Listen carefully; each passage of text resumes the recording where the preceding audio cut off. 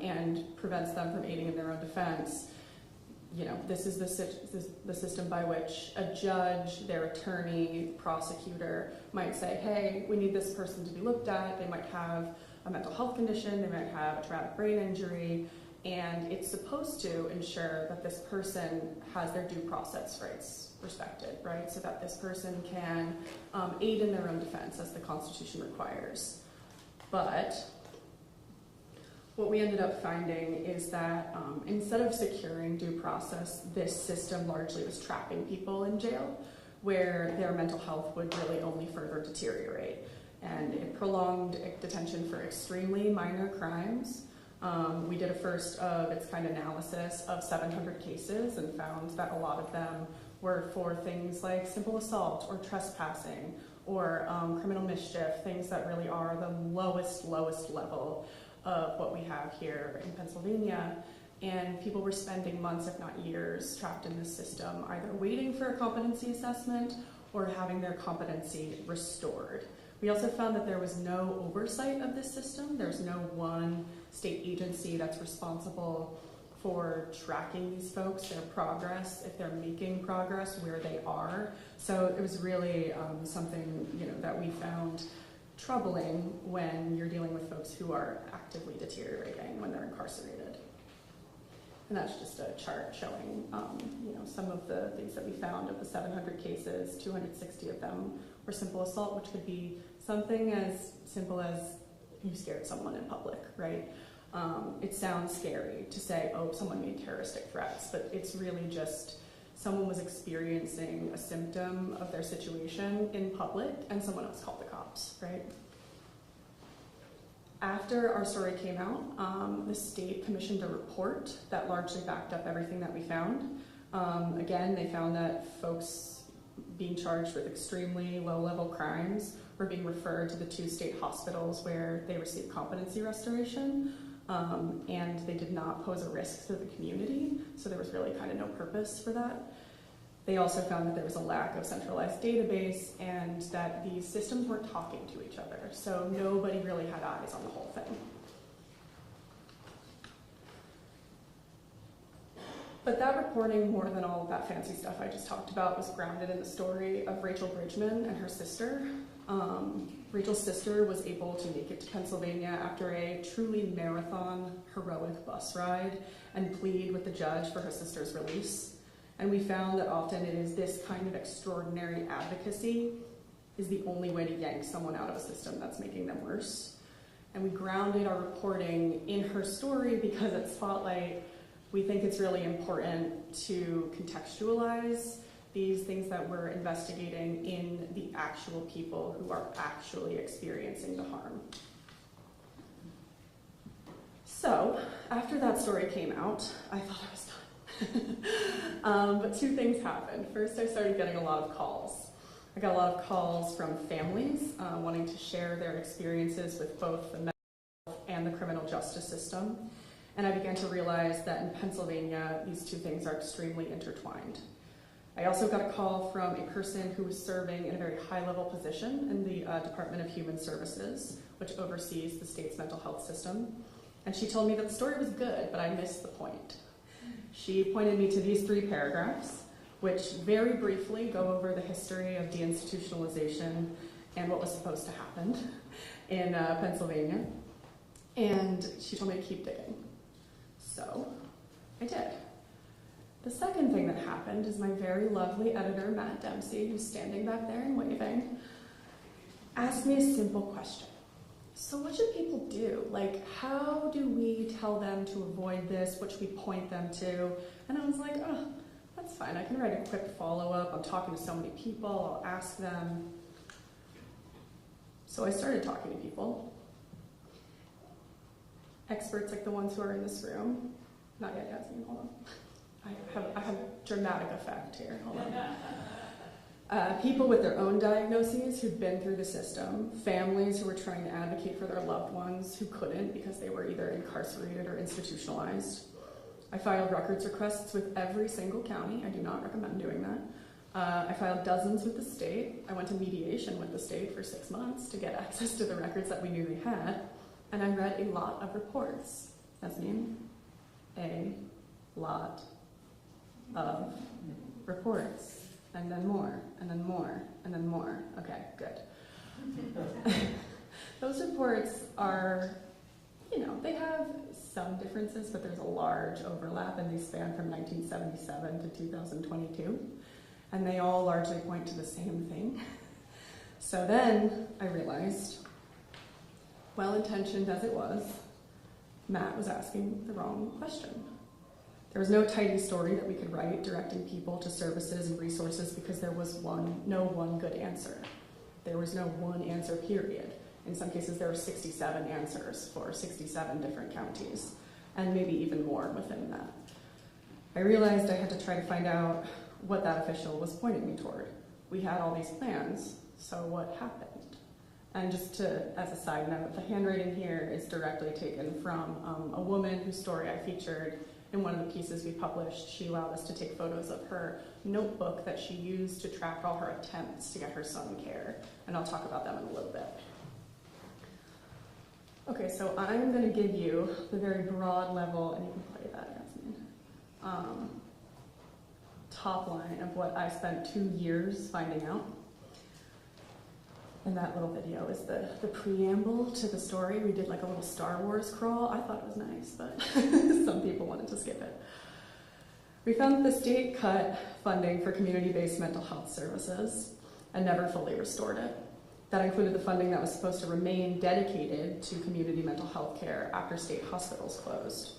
Those dollars were meant to be sacred, and they ended up not being. They're also, both these community-based dollars and these other dollars were meant to support things that both private and public insurance can't or won't cover. It was explained to me once as, we have these bricks, and those are the things that, Medicaid overwhelmingly is going to pay for, or sometimes private insurance, or sometimes out of pocket. But there are things that you need in between, and you need that mortar. Otherwise, everything crumbles out from underneath it. Without that, you start to see the cuts in services for the most vulnerable people with the highest level of need. With less funding, counties on the whole spent less money and reached fewer people. The result is an uneven patchwork of services and resources that leaves people without sustained support until they are experiencing a crisis, because that's all the system can sustain. Often that crisis goes unanswered until it intersects with the justice system. And once someone becomes involved with the justice system, like Rachel Bridgman, they often need the most expensive type of treatment, competency restoration in a forensic state hospital, which is not really treatment, but Ruth is going to get into that later. So I found the state was spending the money. It was just spending it on people it already failed, hence the name of the series, Cost of Failing. For the visual learners, we're going to go through these 4 top-line things with some fun charts. So, like I said, Pennsylvania cut funding for mental health and never restored it. You can see here in 2013, under Governor Corbett, a big chunk was taken out of the space funding, and it was flat funded for nearly more than a decade. It experienced a recent moderate gain under Governor Shapiro, but as you can see, this is an adjusted for inflation chart. It hasn't even begun to make up, the cut. There was an opportunity in 2023 to direct $100 million in one-time funding to the system. It was through ARPA, if you guys remember that, the COVID relief dollars from the federal government. But that was diverted at the last minute to school-based supports as part of the budget deal that year. And I don't want to say that school-based supports aren't important, they are, but as one longtime mental health administrator told me, the problem with that is you can sustain something for maybe a year or 2, and then those folks come looking to the county to say, okay, well, how do we support this long term? How do we keep going? And that becomes the issue. We work with the Lehigh Valley Justice Institute to complete a first of its kind that I know analysis of the spending that counties reported to the state. And to do that, remember I said we filed records requests with every single county? Filed records requests with every single county to get their reports that showed exactly what they were spending the money on and how many people they were reaching. What we found is that between 2017 and 2023, statewide spending on mental health declined by roughly $147 million. And over that same time, mental health services reached fewer people statewide, declining from about 435,000 people served to under 350,000. I want to take a second here, though, to talk about what is going right. Because in those counties where those colors were, there are people who are working within the system every single day to do the right thing and to do the best they can with what little resources they are given. And we were so graciously hosted by Scranton Counseling, who's in the back here, for a couple days. I was able to meet members of their wonderful staff, who are these fine folks you see here. We made them into little, superhero cartoons. This is Becky Dunkus on the far side, who attended the partial hospitalization programs at Scranton Counseling and in turn became a peer specialist to help others like her. We have Nick Deneen, who oversees case management at Scranton Counseling and helps people stay on track with literally everything you could possibly think of: their medicine, their appointments, their groceries, their cigarette runs if they need them. Janice Mecca oversees assertive treatment teams, groups of mental health professionals who support for people with complicated and serious needs and are considered a vital part of community care. And Monica Mongello, a peer specialist who is extremely clear-eyed and blunt about the issues with the system, but also about how she could be part of the solution. So I just wanted to note those fine folks that we spent so much time with. Back to the depressing stuff. Because the state didn't invest in the supports up front, in the people like Nick and Becca, when people like Rachel Bridgman end up in jail, they have to become criminalized to receive some modicum of care. The state has invested heavily in forensic supports since 2020, and forensic is just the fancy term for somebody was charged with a crime, and now they need to be competent to face prosecution. They've done far more investment than in traditional community care. Since 2020, the state has invested more than $30 million in forensic projects across the Commonwealth, while new funding in traditional community supports has dwindled to under $2 million a year. And in 2022, the state issued a request for proposals to further expand one of those two forensic hospitals, Norristown. It'll house 420 people. The estimated cost of that project is more than $241 million, which is nearly the entire size of the community program.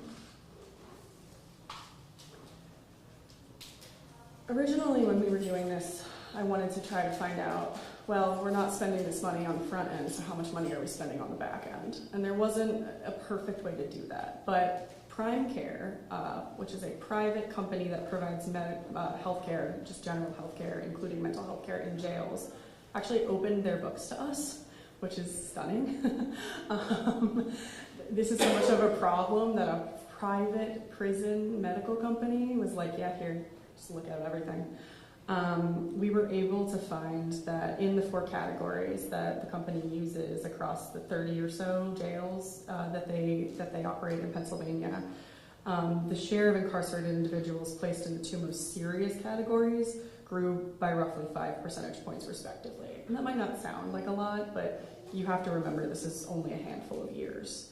Between 2014 and 2022, the rate of jailed individuals on suicide watch per 1,000 has more than doubled. In the same period, the percentage of the daily adjusted population on psychiatric medication has increased from under a quarter to roughly 40%. So, that was a lot. It was a lot of information, but what about what I said before, grounding this in the stories of real people? Like I mentioned, after we published the story in 2023, we had dozens of families and people with direct experience reach out. And with their permission, we featured one family in one of the investigations I published last year. Sue and Robert are mother and son. And with Robert's permission, Sue opened up to me about her life and their struggles. She invited me into her home. She showed me her purple notebook where she keeps her notes on her attempts to secure help for her son. In the very first phone call we had in 2023, Sue told me about the night her son attempted to kill himself in front of her and a police officer, and how in the years since, She's come to wonder whether she made the right decision in diving over her kitchen island to save his life. And that's because the years after were filled with incarceration, homelessness, pain, and struggle for their family. Sue didn't tell me this story because she wanted to make everything sound scary or hopeless, and I'm not telling you for that reason now. But she said she reached out to me because she was tired of everybody she called telling her, the system is broken, that's just how it is. There are so many more people I spoke to whose voices didn't make it into my stories. That's one of the annoying things about journalism. You can kind of only fit so many words. But all of those people still have important things to say. Some of them couldn't make it tonight, but are featured in the poster exhibit. If you haven't taken a look, please do on your way out. And some of them are here and will speak shortly, whether as storytellers or on our expert panel later. But I wanted to take a moment and explain what the goal is this evening. Some of the things that you've already heard and that you're going to hear are heavy. And I don't want everyone to walk away from this event feeling scared or hopeless or like the intent is to stigmatize mental illness. That is not what we want. We at Spotlight think it's important to be incredibly clear. There are wonderful, dedicated, hardworking people in this system and in this room who know and believe, as I do, that no one should be relegated to a life in prison or a hospital for a diagnosis that we know how to treat. People living with serious mental illnesses can and do recover. But we also feel it's important to face reality here in Pennsylvania. The state is failing too many, and the cost is too great. It's our hope that this evening is an opportunity to take a serious look at the past failings, present struggles, so that we can find a brighter future. And with that, I'm going to introduce our first storyteller. Ruth Johnston is a mother living in the western part of PA. Her son Levi has autism and schizophrenia.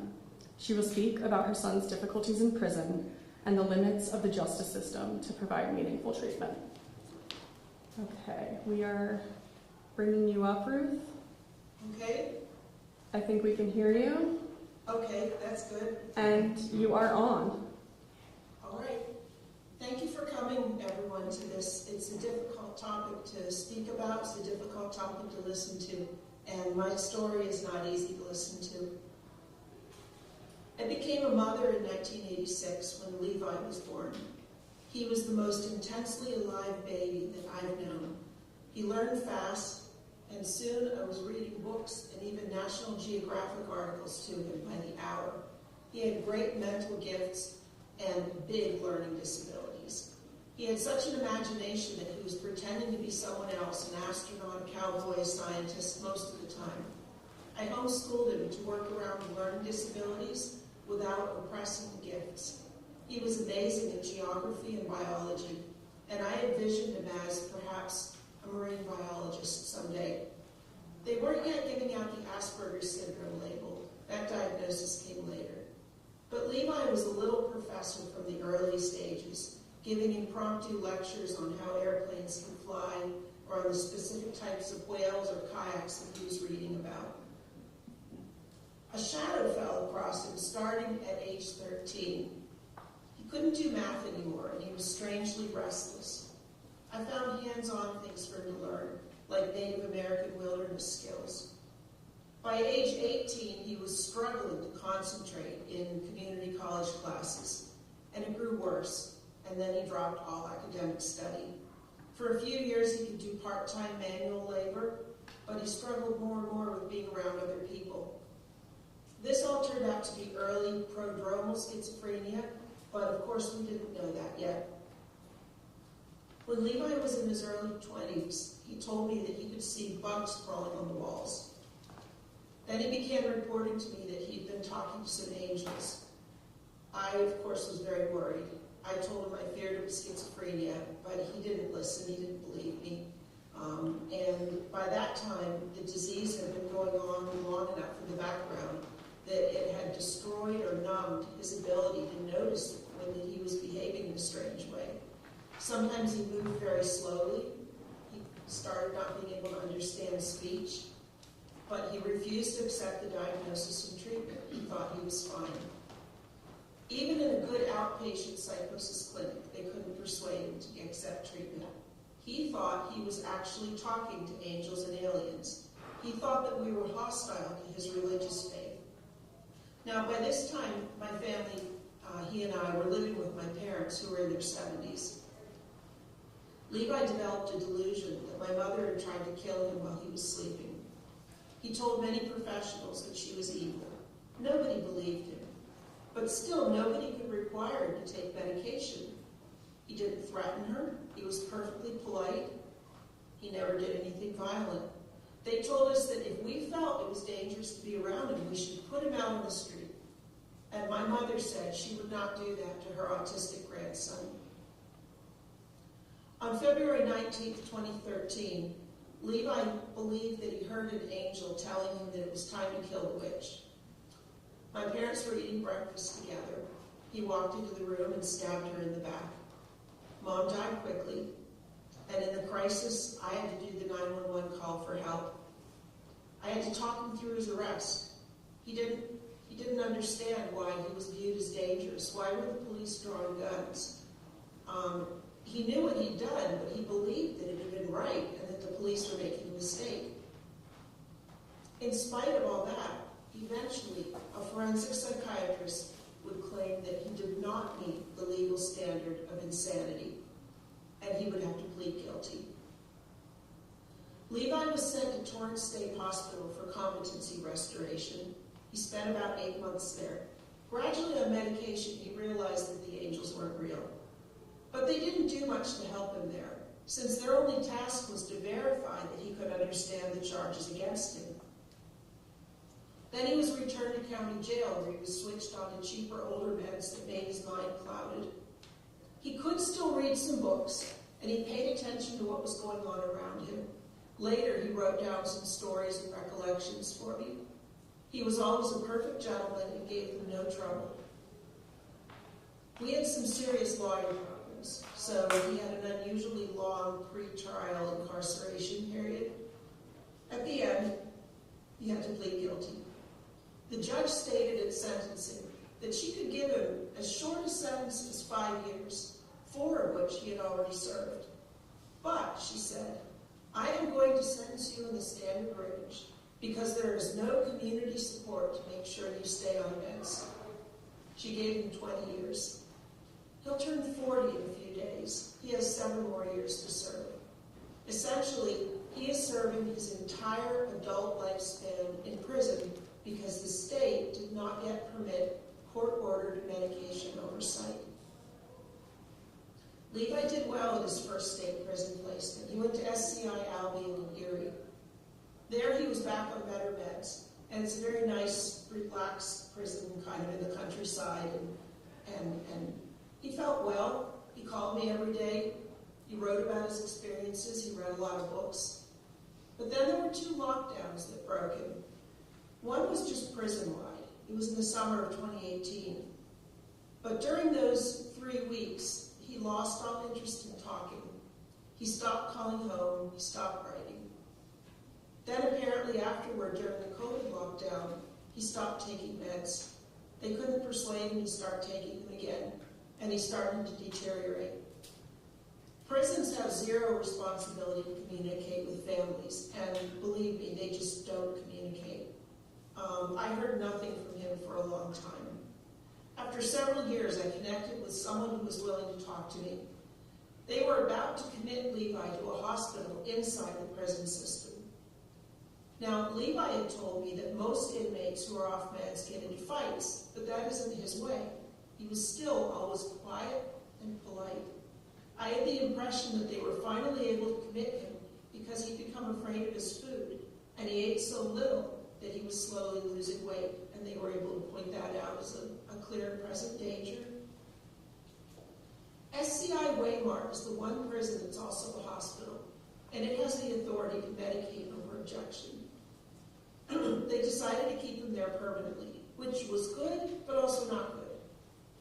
Later, I learned that SCI Albion, where he was before, had been setting up an autism unit to give such inmates some extra help. Levi would have gone into it. Now he has nothing like that, and not really much help. At Waymart, they keep him medicated, but the programming is all set up for non-autistic inmates who don't mind being in large groups. They offer limited job training and education, nothing that interests him. I've found Waymart uncooperative to the point of hostility, unlike Albion. If I try to talk to any staff, Levi will hear about it and beg me not to annoy them. Turning 40 now, Levi is almost silent. He's afraid to go to the library, and nobody gives him any extra help to overcome that fear. He won't go outside because other inmates will be present. He's only allowed one box of possessions, so he refuses to let me send him any new books. He's mostly stopped reading. He doesn't really get enough to eat. He paces around his cell in circles or figure eights all day. He's trained himself not to think as much as he could. He won't allow us to visit him in person because it would require him to be strip searched. He's accepted weekly short video visits in which neither of us really knows what to say, but at least we say hello and see each other. I've tried talking about things he used to be interested in, but he's just listless. That's where we are. So I guess, the judge gave him that long sentence because she said, this way he'll at least get treatment. Did he get treatment? Yes and no. He is medicated. He has an annual dental appointment. If something happened, like, he developed some serious disease, they would give him medical attention. And that's a lot more than he'd get if he were homeless. I've talked to parents who have homeless schizophrenics, and, Levi's in a safer place. But he's just left alone to pace all day with nothing to do and nobody to talk to. Nobody will give him any special attention or friendship. As an autistic person, it's just all too easy for him to just close up and withdraw from communicating with people and just kind of fade out. He has 7 more years to serve. Getting parole will be difficult. He's not inclined to try. He's resigned to just fading away. And that's what we see him doing. So, it's a difficult thing. I have to ask the state of Pennsylvania, is that really what they call getting treatment? And that's my story. Thank you, Ruth.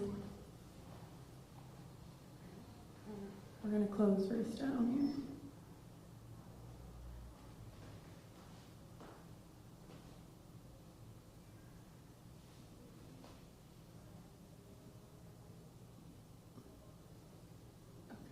Can you put the presentation back up?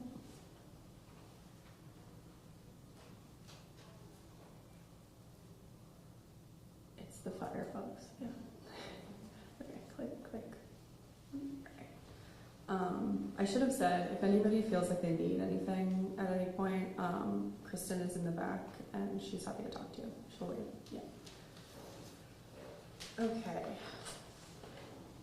Next we have Matt Dorgan. Matt is a parent and former police officer whose daughter died by suicide at age 15.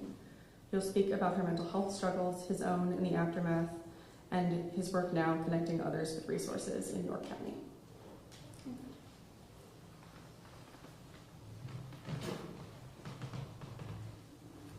Good evening, can everybody hear me? Awesome. So I'm going to tell you a little bit about my story in mental health. It actually started, I was actually a police officer, try not to laugh and try to figure out why I'm back here, but it was in Key West, Florida. Is actually where I started my law enforcement career. Down there, I was dealing with mental health people all the time. They were coming down to Key West to end their life. It was paradise. They were going out into the mangroves and taking their life because they wouldn't be found. My best friend, actually my partner that helped me get onto the Key West Police Department, was a brand new K-9 officer. Nobody had any idea he was struggling with his mental health and what he was seeing day to day until he was home alone in his house and he took out a service weapon and took his life. That's when it started impacting me even more, because if you would see him, he was smiles all the time. But I had 2 kids when I was down there, Brianna and John. And with having 384 bars on a 2x4 mile island. It really wasn't a place to raise kids. I had no family down there. They were all back here in New York. So we decided, let's move back to Pennsylvania. And everything was great. But unfortunately, me and my wife kind of started separating. I was traveling up and down the East Coast working a lot. I was doing investigations for large companies. And because of my work schedule and me and my wife splitting up, the kids decided to go live with my wife, or my ex-wife. And everything was great until one day I was down at a conference and me and the kids had a unique code that if they needed me, they would call me. And if I didn't answer, they would call right back. So I was at a conference, my phone started ringing, and by the time I was able to step out, it was almost 20 to 30 some calls from my daughter. So I knew something was definitely going on. I go out and answer the phone, and she goes, "Hey, Dad, can I move in with you?" Okay, totally not what I was expecting her to call for, but absolutely, let's do it. So she ended up moving in with me within a couple weeks. Everything was great. She was going to school. Her grades were awesome. My house turned into the hangout spot for all her friends and herself. Everything was good. Until one day I was going to a friend's house to work on my motorcycle, and I go down to the garage, and this day was a little off anyway because she came home, and she usually took my German Shepherd out, but this day she went down to the garage and came back up several times until finally I stepped out of my office to see what was going on, and she was her normal self, smiling, and she was taking my German Shepherd out for a walk. When I finally went down to the garage to back out, all of a sudden I look over and I see a ladder and an extension cord on the side of the garage. And didn't really think anything of it, left, came back, and then there was a note on my recliner. And it just said, "Dad, I need help." You know, people are bullying her, she's having nightmares, she's cutting herself, and she's doing it in spots I couldn't check, you know, being a single father. I went up and woke her up, brought her downstairs, and I just point blank asked the question, "Hey, what was up with the garage today?" You know, I wanted her to feel safe, that she could talk and open up. Inside, it was tearing me up, but I didn't want her to show. I wanted her to show that she had support. And she goes, "Yeah, Dad, I went downstairs to hang myself, but I couldn't get the extension cord around the beam in the garage." Okay, well, now let's go get you some help. We went to crisis. We started finding out what was driving it and driving that experience. And it turns out she was molested when she was 6 years old by a cousin, and the entire family knew about it. And unfortunately, they didn't do anything to stop it other than they moved out of the state and out of the house. So she went into treatment several times. And the last time was in October of 2020. Each time she was in for a couple weeks. When she came out in October, we thought everything was going to be good.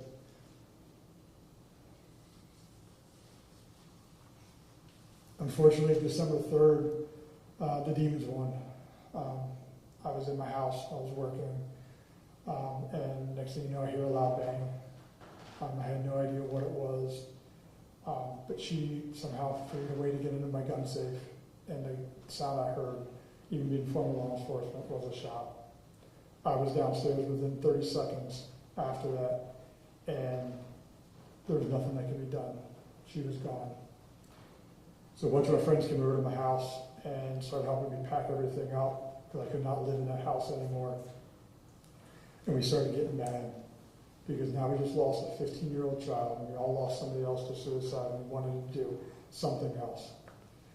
So we decided, let's do an event, let's raise some funds, let's give it back to the community in Brianna's name, you know, and everybody else that we lost.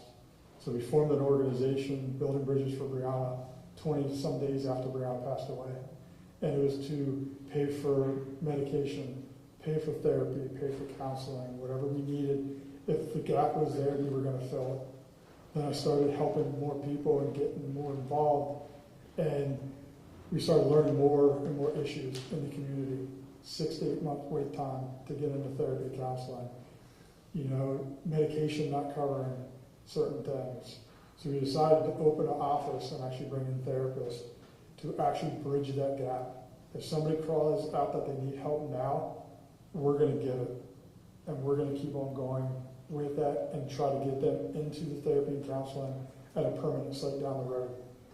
We've helped over 500 and some people in the 2 years that we've had the office open. And we don't stop. We don't turn anybody away. If it takes longer than 6 to 8 months, we don't care. If you can't pay our co-pays, we don't care.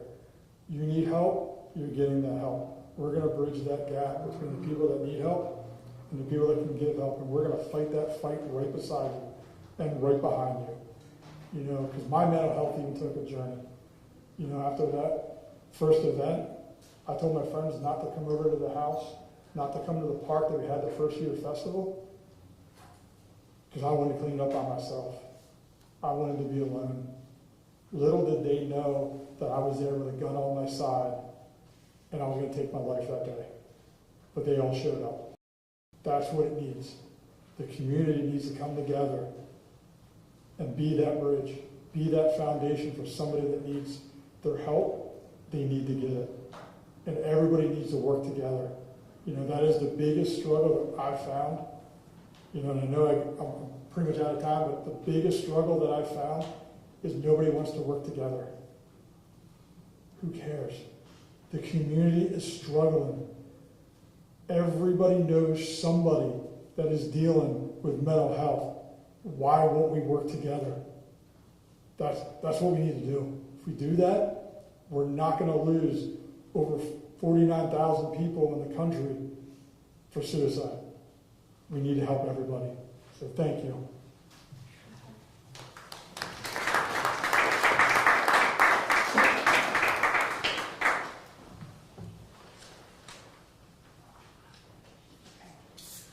Thank you, Matt. All right, next we have Christine Rubik. Christine is a parent whose son was diagnosed with schizoaffective disorder. She will speak about the cliff and services they faced when her son turned 18 and her belief in a recovery-oriented system that allows for long-term stability rather than crisis.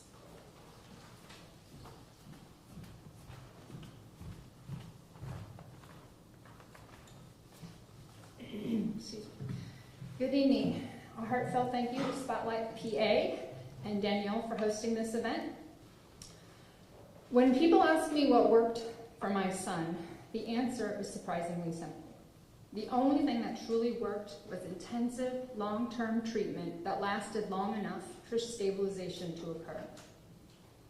While symptoms began at age 7, it was at age 13 my son's symptoms became unmanageable. He was aggressive, impulsive, and struggling in ways that neither our family nor the schools knew how to handle.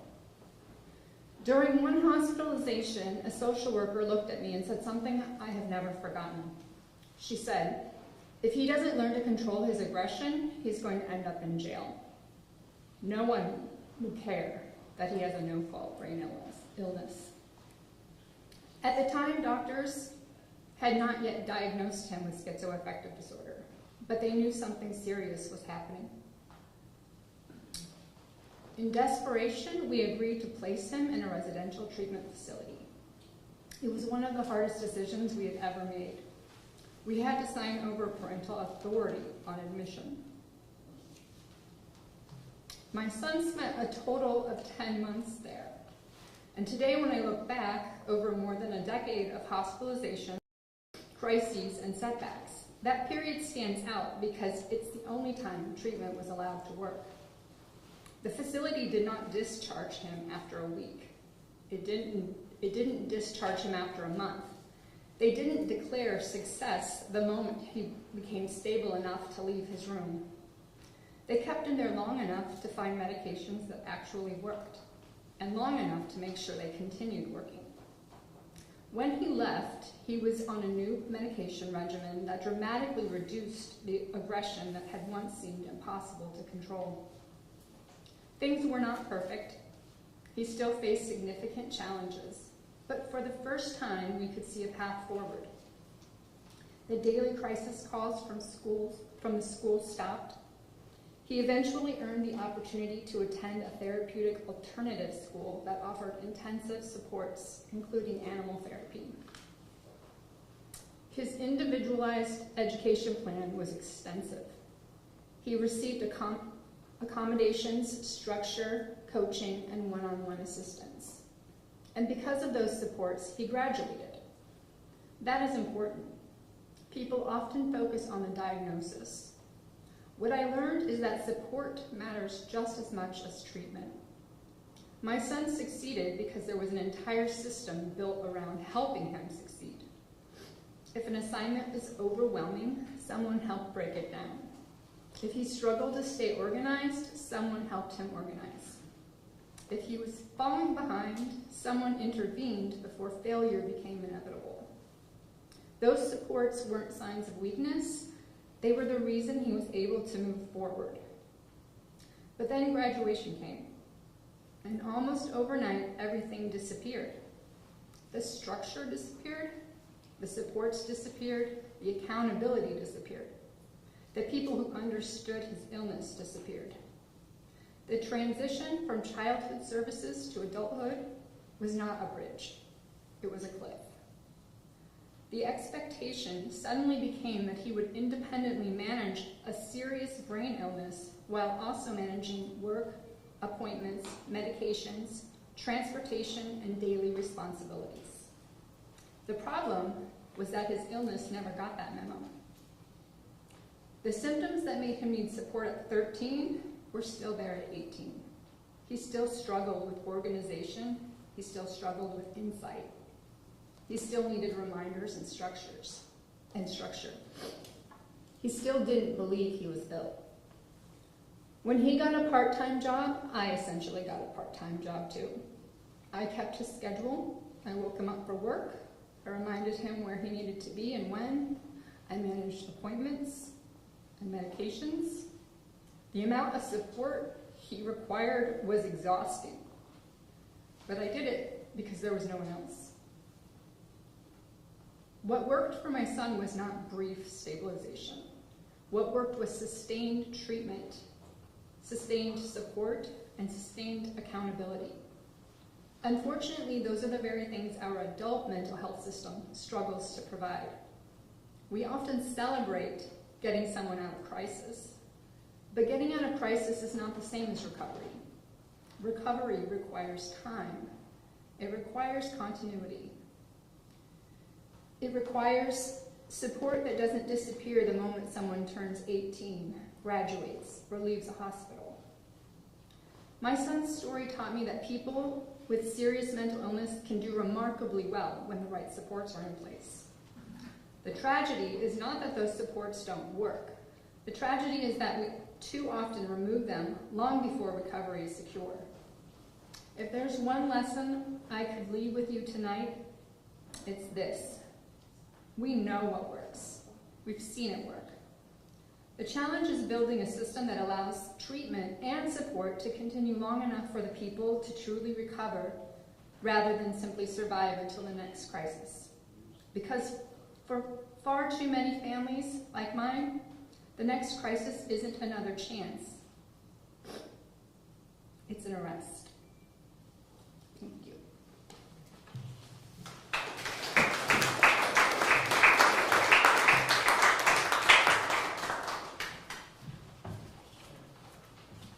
Thank you, Christine. And then our last storyteller is Molly Candon. Molly is a health economist whose research examines access to mental health care. She's also a person with lived experience navigating her own diagnosis. She shares her experience as a patient, as well as an academic evaluating crisis care in Philadelphia. Are you sure?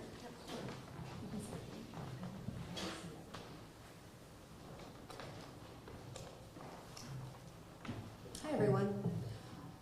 This is the first time I'm sharing my story, so you will have to bear with me. I don't know how it's going to go. And I know that this is an event about mental health care, but my story actually begins with a car accident. In 2012, I flipped my Jeep, I was ejected, and I broke my back, among other things. I was really lucky. I shouldn't be here. And the doctors told me that I'd make a full recovery. with a lot of confidence, actually. It turned out not to be true. The pain stayed, even though the fractures healed.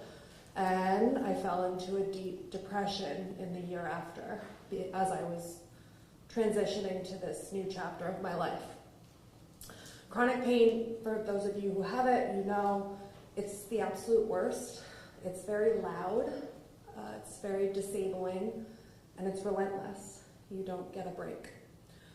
About a year after the accident, a well-intentioned physical therapist sent me to a psychiatrist, and I joined the assembly line that a lot of you are familiar with. I got a diagnosis of depression, which I had. I got a diagnosis of anxiety, which at that point I had never had. And he recommended that I try an SSRI, and he didn't recommend much else. I told him that I have a family history of bipolar disorder, and I didn't know at the time you shouldn't go on an SSRI by itself if you could be bipolar.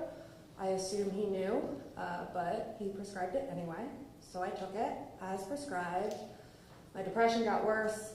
Suddenly I had anxiety, and the journey continued. But time is often the best medicine, at least for me, and finally my mood started to lift, and then it kept lifting, and I lost control of it. I developed mania, and my family did not know what to do, so they brought me to an emergency department, and I was immediately involuntarily committed.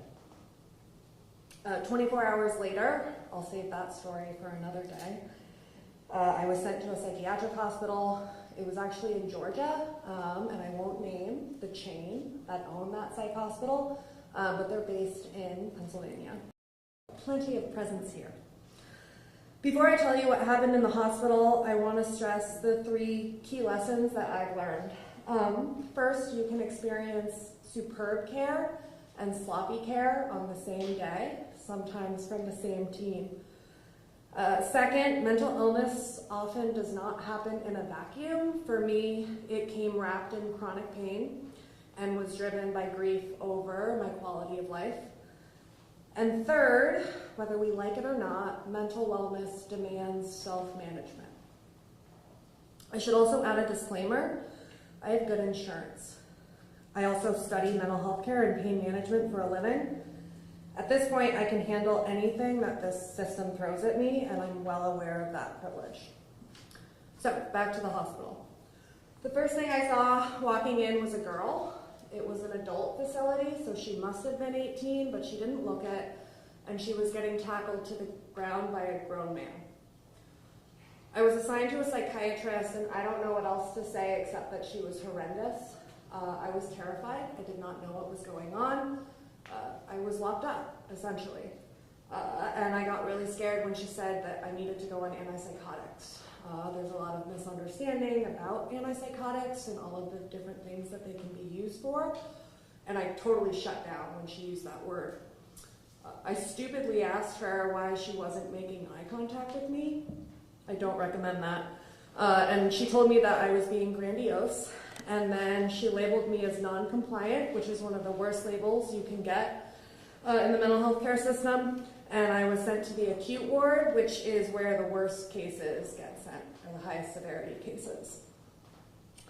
I spent the first 2 days in there crying. I did not stop crying. And eventually a nurse pulled me aside, and he said in no uncertain terms that I needed to pull it together.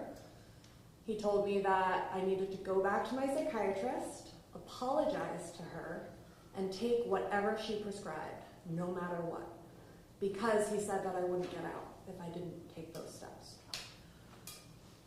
He said that there were better options outside, and I needed to get the hell out, essentially. It was harsh, but it was exactly what I needed. He gave me tools.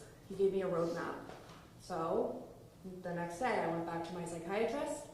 I begrudgingly apologized, and I ended up going on a heavy-duty mood stabilizer at too high a dose. She told me with a straight face that I had to take it every day of the rest of my life. I lost a lot of hair because of that drug, which I know is vain. I lost a lot of other things too, but I'll save that story for another day. But the plan worked, and I was discharged a week later. That was over a decade ago, and I've had more than a dozen providers since. I've tried nearly every medication, most types of therapy. I've basically graduated from pain management. And while I have a wonderful support system, most of that comes down to self-management. Dealing with my brain and my back, it's more than a full-time job. It's every minute of every day. Meds, appointments, labs, sleep hygiene, diet, exercise, spirituality, connection, leaving the house when it feels impossible. It's ironic, mental illness and chronic pain zap you of energy and of agency, and yet that's exactly what you need in order to navigate our healthcare system and other systems. I would not be where I am today without accommodations in the workplace. All right, I have a minute, so I have 3 recommendations. My friend told me I should end with recommendations. First, we need to pay for mental health care like we actually mean it. It's such like a hot topic right now, so let's put our money where our mouth is. Mental health care is probably 5% of healthcare spending, which is a few drops in the proverbial bucket. We know things work. We don't fund them sustainably. Pennsylvania needs to pass a 988 tax now. 2, as our country grapples with involuntary commitment as a policy lever, I am going to say plainly, I went through it, it was horrible. I still think it should exist as a last resort. However, we have to be mindful of the legislation, and this month actually marks the 50th anniversary of the Mental Health Procedures Act here in Pennsylvania. If you haven't read it, you should, and we need to update that. And then lastly, this is a random one. I really want to bring back home ec, and I want to add healthcare literacy to it. So one thing that I teach my undergrads is how to navigate this system. They learn how to sign up for insurance, contest a denied claim, file a super bill, and find a care provider. And all of you know how hard it can be to find a care provider. I would love to adapt this for high school students because we could teach it in a week. You shouldn't need to be a professor of psychiatry and healthcare management to navigate this system because healthcare is a human right. And that's it. Thanks, Spotlight.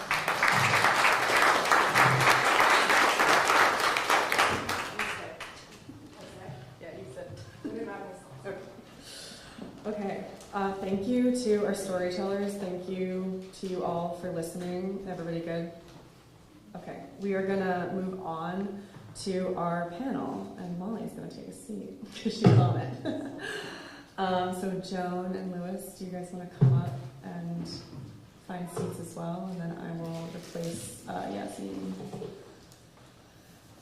I'm going to have them introduce themselves, but just to give a quick overview, Louis Bianco is a registered nurse and peer specialist. He's the former program director of NAMI, Perry, and Cumberland counties. You just met Molly, so she needs no introduction.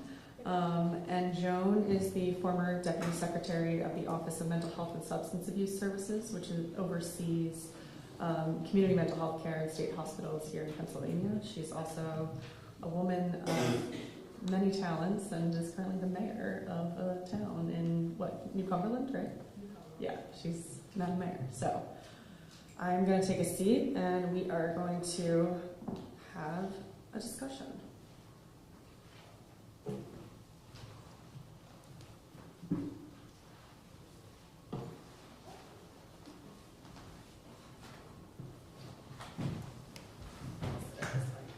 Is this one on?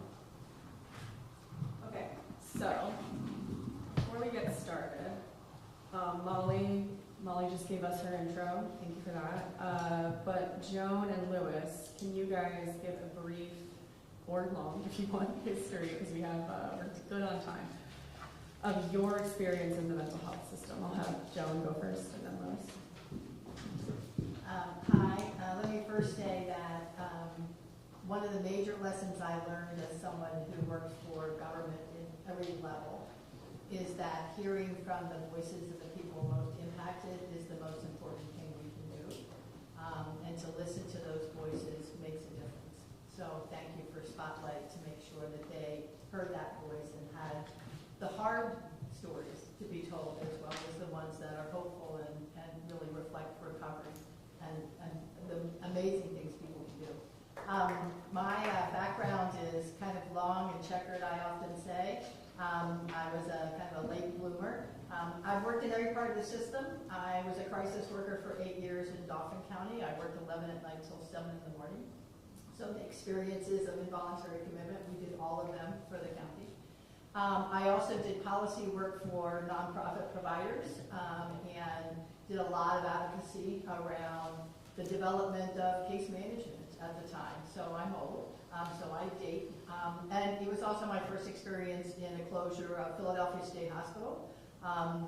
There's some in the room who remember we always created a coalition around any closure.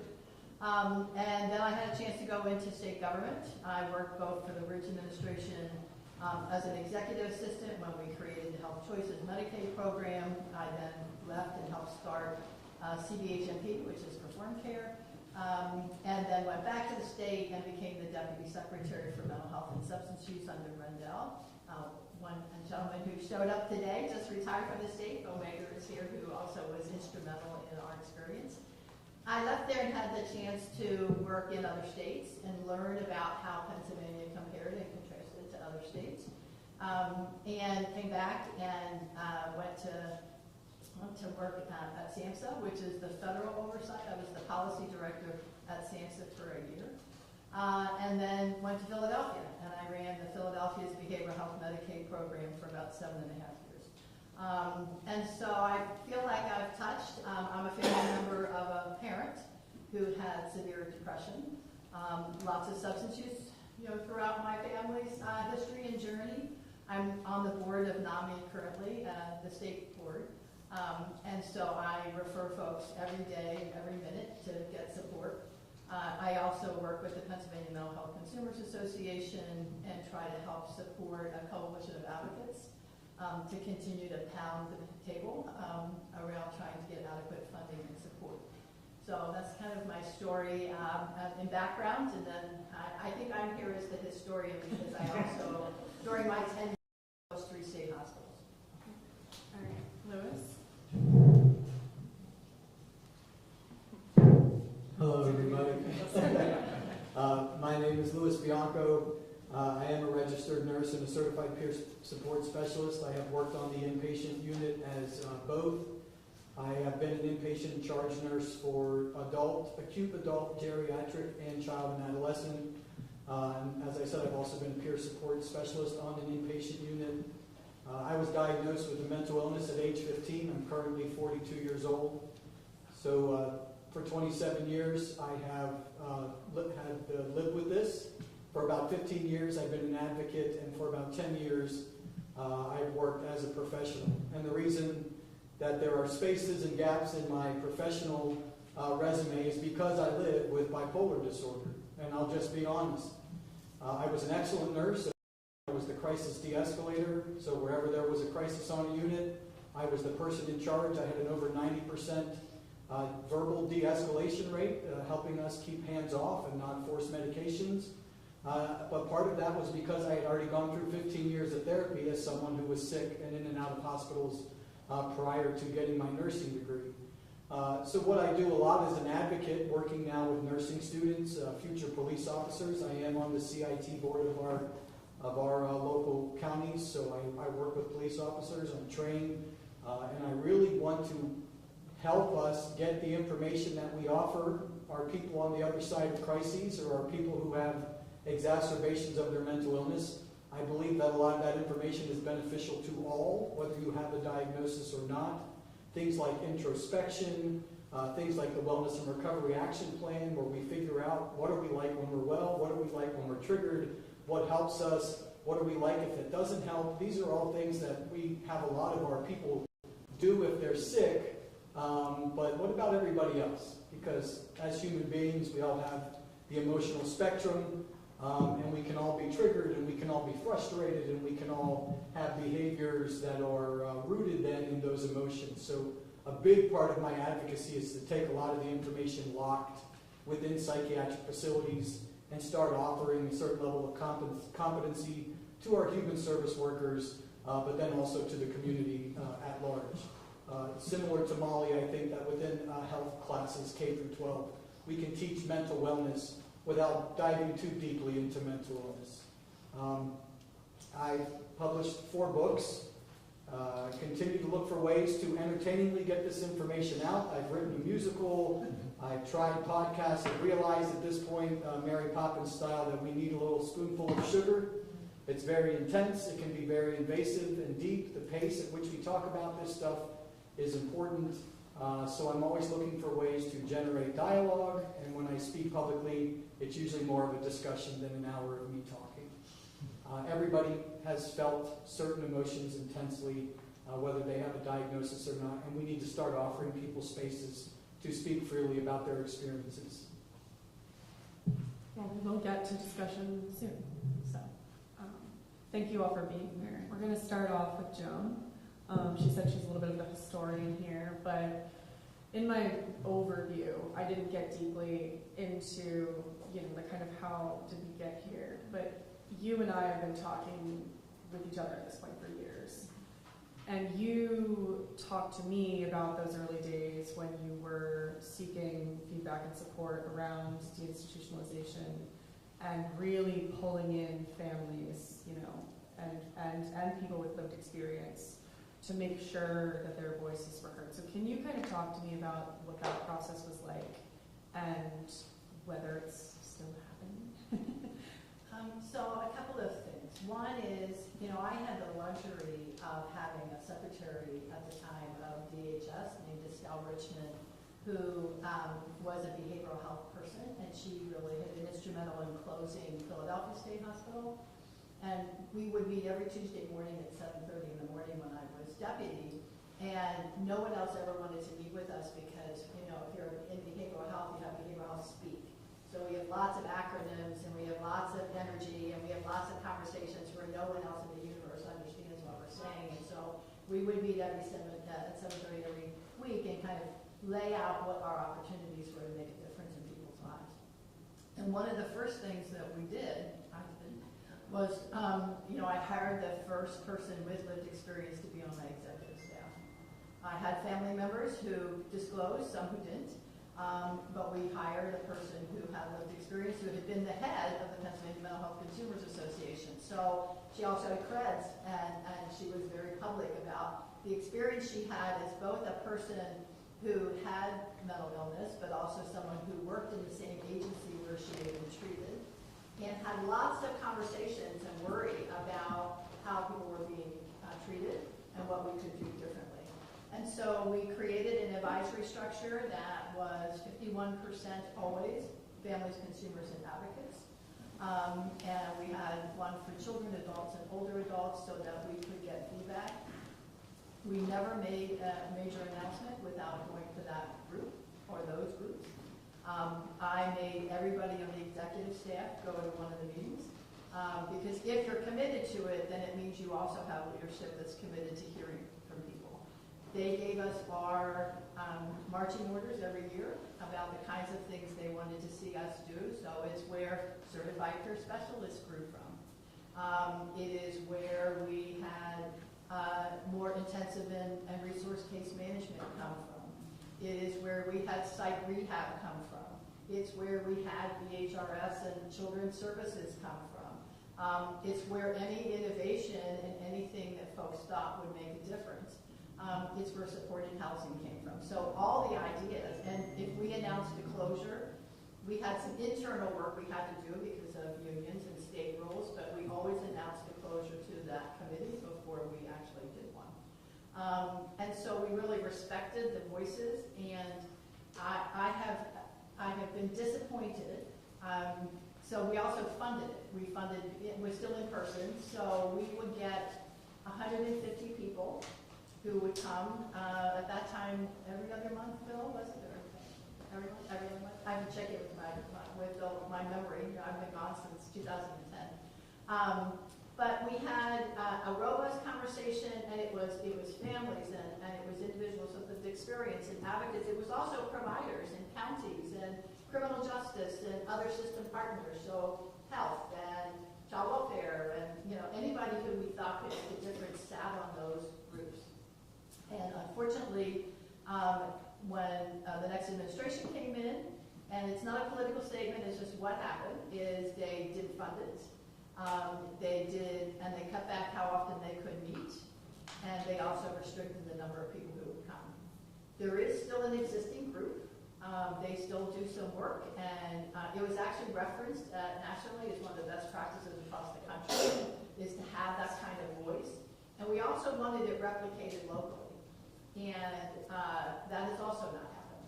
And it is not, it's something where we think those voices still are meaningful, but the 51%, which is you want families and individuals with lived experience and advocates to drive the conversations, not just to be a token.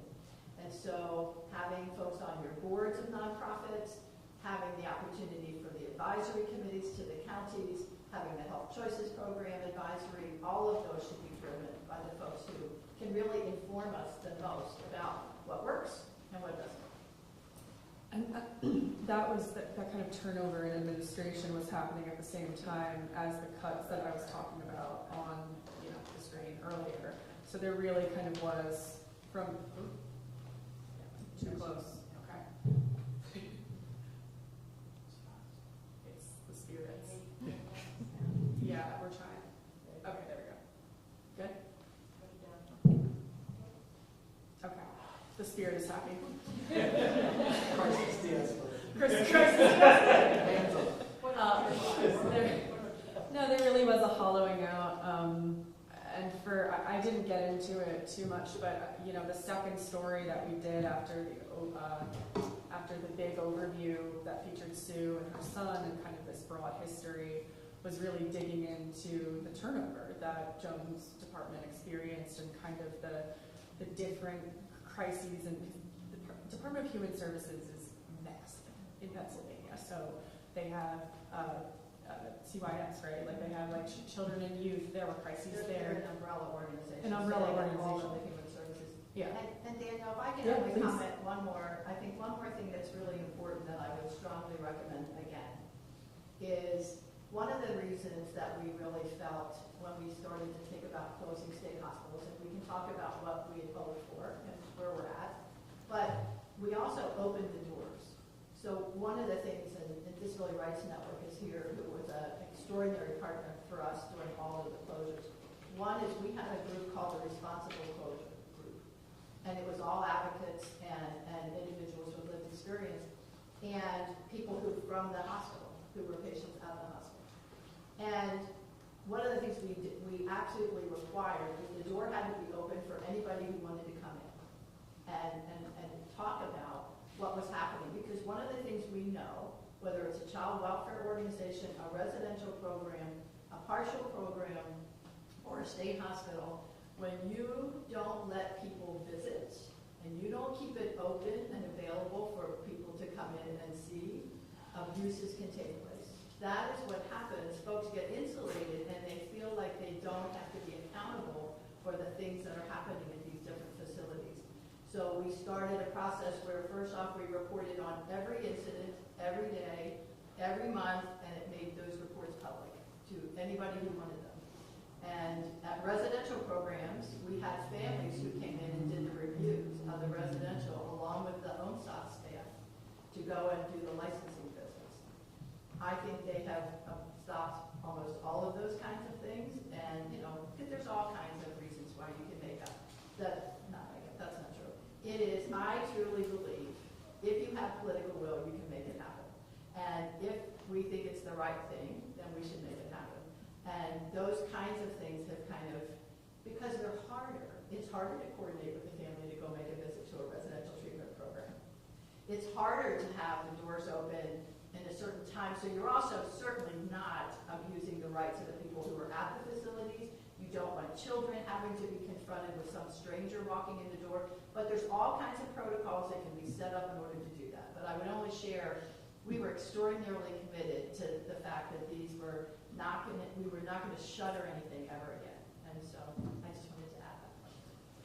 So, Louis, you were both you gave an overview, but you were both a patient and a provider over the course of kind of this period that we're talking about. Can you talk about some of, what did that teach you from both sides of things about the challenges to care and maybe where some of the gaps emerged as there was maybe less attention being paid to what the community wanted? Sure. And I'll move myself. We're going to figure this out together. Can everybody hear me if I just sit here? All right. Excellent.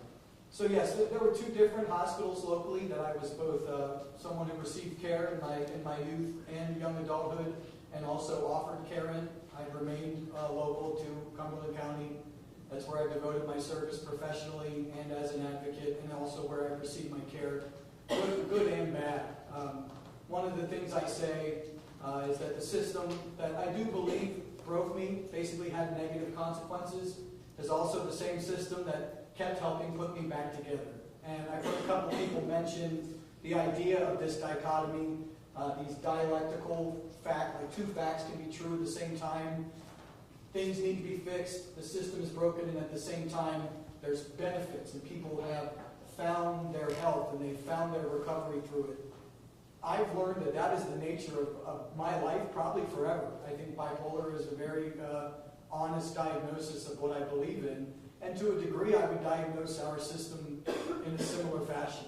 I like to look at systems, communities, states, and even countries as individuals, especially when we look at it from the mental health lens, because what an individual needs to learn in order to improve their position, a community can also learn in the same vein, if they're willing to do it together. A state can also learn that. I learned the pillars of recovery at one point were accountability, support, advocacy, education, all of these things an individual needs to learn, but at the same time, we can do that as a group as well. So I like to apply a lot of that stuff to the group. When I first started my nursing journey specifically, the state hospital in Harrisburg was still active. And by the time I became a charge nurse, it had been closed. And what changed more than anything, what I noticed was that we used to have, similar to what Molly described, we had an adult unit, and then we had an adult acute unit. And then we had that nice geriatric unit. And then we had the child and adolescent unit. And when the state hospital closed, you started to see all of these units just fitting people in wherever they could be. And that has a negative impact, not only on the people receiving care. Let's say you have some people who are there by choice because their anxiety is interfering with their functionality in their life, their depression, their PTSD. Now you have someone whose mental illness or condition manifests itself through aggressive behavior that they are unable to manage. And you have 4 or 5 people with the depression and the anxiety, and one person who's aggressive. Now all of a sudden, those 4 or 5 people aren't going to feel better until they are off the unit. And they've brought themselves to that unit to receive care. Because this one person needs care, and what they're doing is triggering or sending other people's symptoms backwards. So I never like one size fits all for mental health, but we also, on the other extreme, can't look at one size fits one. And I think that's what makes this really difficult. The other part of that becomes then, as a charge nurse, you're looking at your milieu, right? And your milieu is just your patient load, trying to make it as therapeutic as possible. Now all of a sudden you realize that this report you're getting is someone that will disrupt the progress and the care of the majority of the people you have, or you already have 1 or 2 other people who are heightened energetically, aggressive because of their symptoms, and you have to make a choice now to possibly say, we can't take them. And that bothers people so much. But it doesn't bother those other people who are receiving care for their mental illnesses. So it creates this clash from the outside in and from the inside out. And I've seen police officers so frustrated that they had to be in our waiting room. And I've seen nurses and consumers saying that person should be in jail. And at CIT meetings, I hear people saying these people who are in jail should be in psychiatric hospitals. And you look at all of that and realize that a lot of this started to happen around these time periods that you're discussing. So the other real net negative that comes from that is now you also have human beings working as the nurses, working as the therapists, working as the psychiatrists. And it takes 1 or 2 times of that nurse to get punched in the mouth before they have, whether it's diagnosed or not, watered down PTSD. Okay? So now they're scared to come to work. And now they're afraid. And now you start to have people either stop working, or the way they offer care is now different because they're a little more self-protective, they're a little less idealistic, they're more frightened in general, and we all act a certain way when we're frightened. So I think that to really have a full perspective, we have to realize that the people offering services are human beings. They're involved in a lot of scary situations that can then alter how they offer their services long term, and that has changed. I was a nurse, and then a peer specialist, and then 10 years later, a peer specialist again. It's just completely different. I've sat in offices full of therapists, and they're talking to me even though I'm hired as someone with a mental illness. I have to have that on my resume to be a peer specialist, but I'm listening to the therapists and the people with their masters and the doctors talk about their anxiety and how they've been triggered and their trauma responses. And as the person with the diagnosis, I'm doing nothing but offering them support. And I've now become the peer support to both the professionals and the people there to receive care. So I'm not telling anybody what they need to do, but one of my biggest fears is that our healthy human service workers become unhealthy, because then who will help nurse our ill back to health? So I do a lot of this work, not only people receiving care, but the people offering it. It can be easy to fall into the trap of believing they're all ill-willed. I've seen tons of poor professionalism. It's one of the reasons I believe at this point I'm unable to work in the psychiatric field at this moment. I've been on the board for our MHIDD advisory board. I was their mental health chair. I was the executive program director for our local NAMI, and I've worked on inpatient units. I call that the triangle, and what you see is I get triggered more sometimes working in the places with the people serving the mental health population than I do when I had to find those odd jobs after being sick, like washing dishes. There was a time in my life when I was making 3 digits an hour doing de-escalation trainings, and then in between that, I was washing dishes for 16. That's not a way to make a living. But it's still me constantly trying to find my way through this life. So if there's anything I've learned, it would be, on top of everything I just said, hope, which I know we'll talk to a little bit more. I won't get into it too much. Hope is the most important piece of my recovery. And just a reminder to everybody, recovery is not the absence of the illness. Recovery does not mean, okay, now it's gone. Recovery means I've learned how to manage it. And sometimes that requires support, which I know you spoke to really well. But it's hope, and hope is the one thing that is not factual. We can't print it out. We can't put it in a pill. We can't give it to people, but we can encourage people to find it, and we can hold their hope for them. So it's this abstract concept that, for me, has become more important than anything I've learned through my education or my professional work. I think one of the things that you're getting at is a tension that really emerged the more time I spent in the reporting, which was the resource scarcity and how it kind of forced folks who, maybe wanted to devote their life to serving folks on an inpatient unit, but because they didn't have enough room and they had to discharge high acuity patients, or they had to, you can only get punched so many times before you have to call the cops, and now that person that has a serious mental illness is facing a felony, and they get shunted into, the competency system that I was talking about before. I would say that even the people with the mental illnesses, we want to work. But there's a reality that there are certain limitations. I don't know that I can do 40 hours a week anymore, which is what would be necessary if I wasn't married and had a wife whose insurance I was on. But I want to work. I might be able to do 20 hours a week. And that's not enough for me to secure benefits. And that's not enough for me to pay rent and to keep things. So we're also, it's not just resources that we're lacking, but we're lacking places for these people to offer what they truly want to offer. There's a misconception that everybody is either completely sick or completely healthy. There's so much in the middle.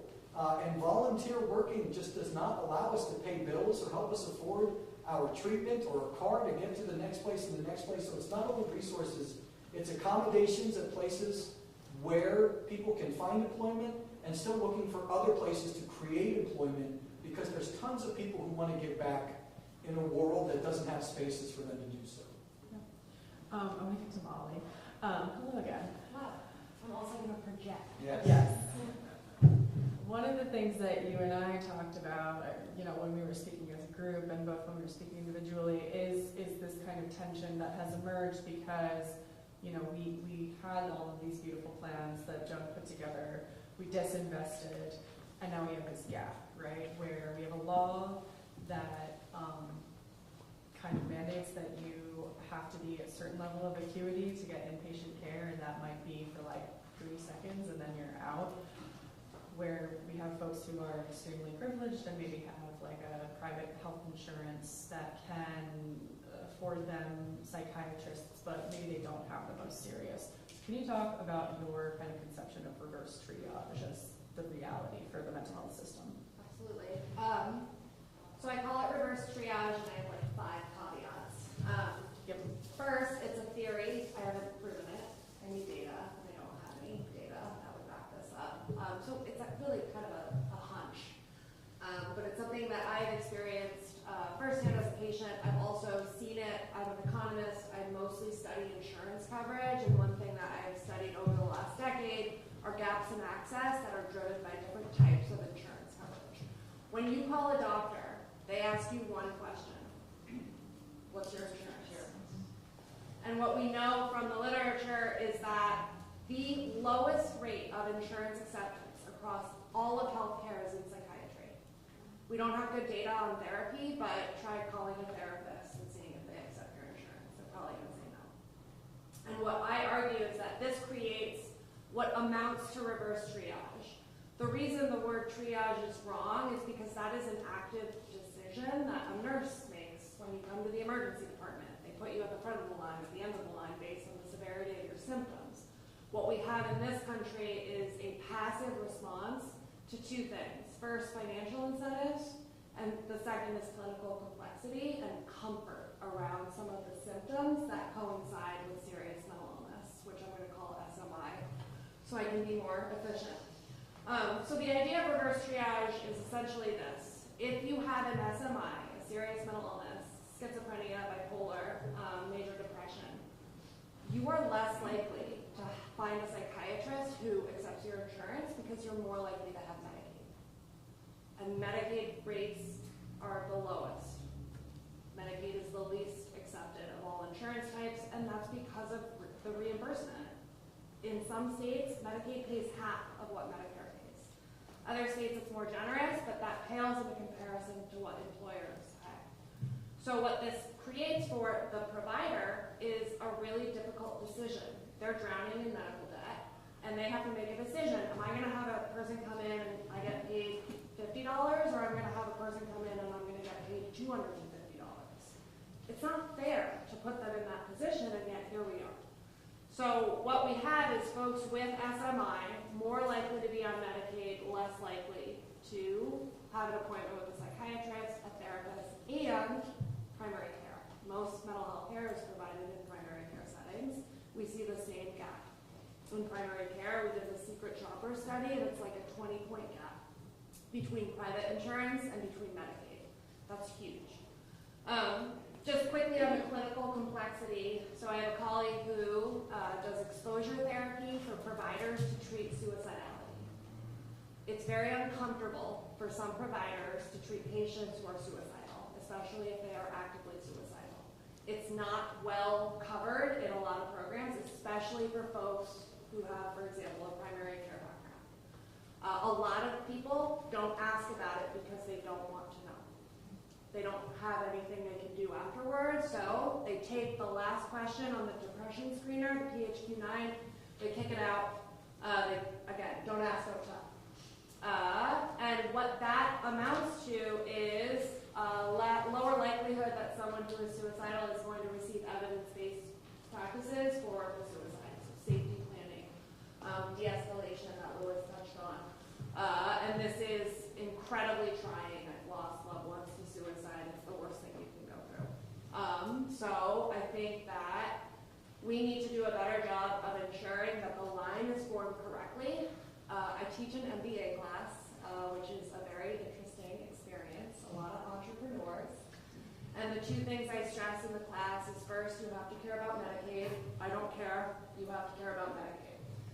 If you are coming into this space over my dead body, are you not going to care about Medicaid? So figure out how to deal with tighter margins because you are going to care about Medicaid. The second thing we talk about is I don't want you to come up with this fancy digital app that only treats mild depression and anxiety and ADHD. It's not because people with mild depression, anxiety, and ADHD do not deserve care. They absolutely do. But we have triage for a reason. We need to treat people who are in crisis first, and then we can move down the line based on resource allocation. So I always have folks come in. Joan knows all of them, I'm sure. I'll have you come next semester. And they talk a lot about like entrepreneurship and new companies in the behavioral health space. They all focus on employers. They're all creating apps for employers to provide to their employees. They're not thinking about Medicaid. They're not thinking that much about Medicare. It all comes back to those financial incentives. So I think, it all comes that when you're an economist, all you think about is resource allocation and scarcity. And when it comes to this idea of reverse triage, need to prove it. It's happening in other places in healthcare, but can you imagine if an oncologist said, sorry, I don't treat stage 4 cancer?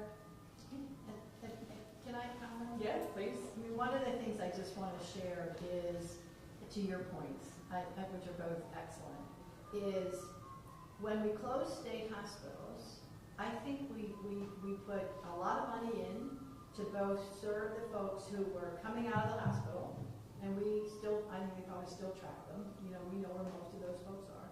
You do, I have the records. Yeah, and then we also we try to provide enough money for infrastructure for who might come next.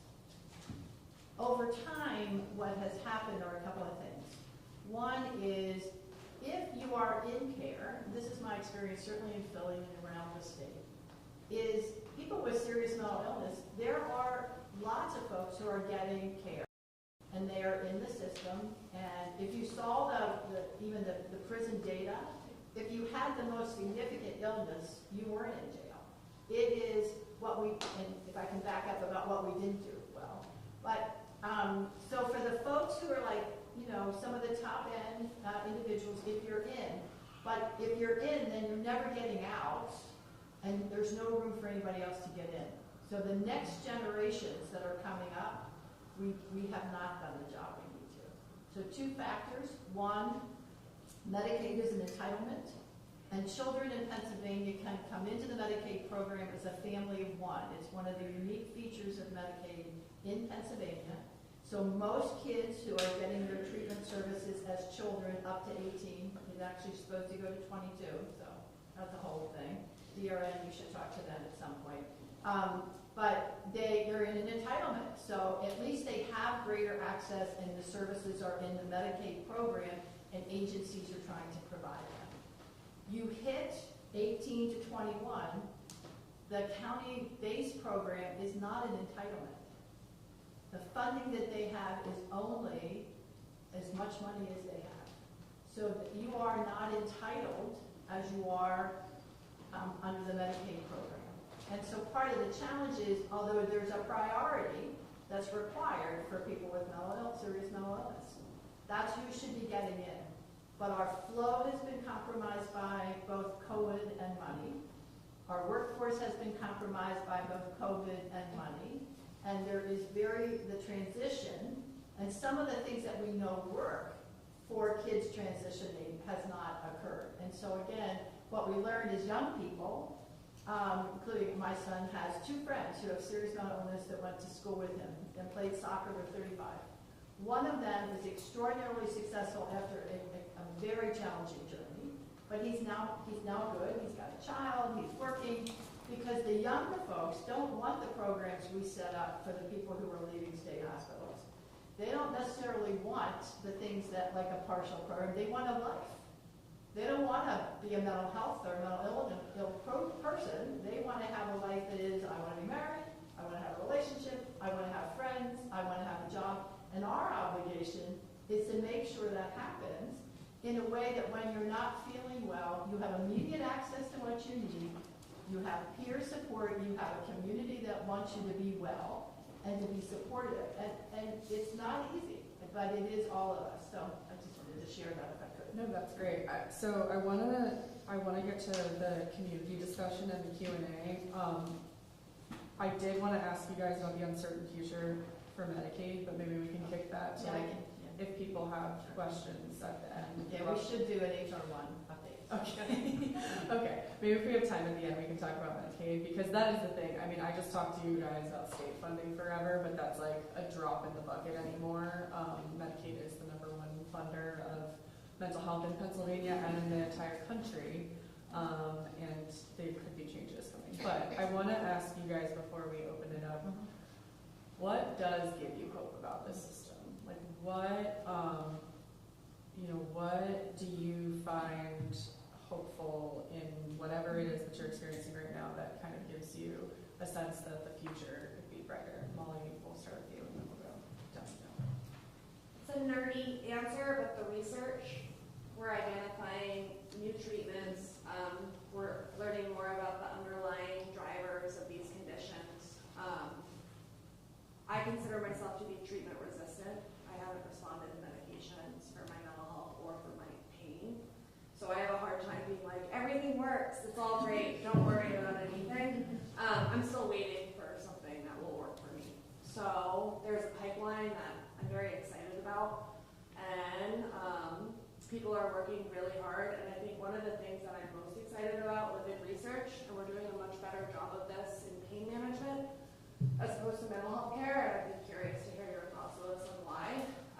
In pain management, we are doing such a good job within research of involving people with lived experience, and we have this like growing group of scientists with lived experience, so it's like I study chronic pain care because I have chronic pain. Like I had this terrible journey, and it's like I gotta find a silver lining somewhere.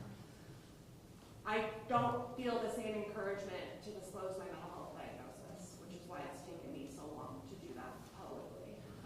But much easier to say like I broke my back and it hurts than to say I'm bipolar. Thanks for doing it here. Yeah, thanks for having me.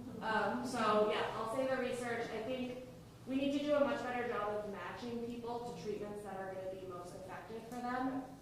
There's something called treatment effect heterogeneity, which means things work differently for different people. I have wasted so much time and energy and hope on treatments that haven't worked, and every time they don't work, it feels like a life sentence. So I think we really discount how traumatic it can be to like go through the system and at every turn feel like, oh my God, like what do I do next?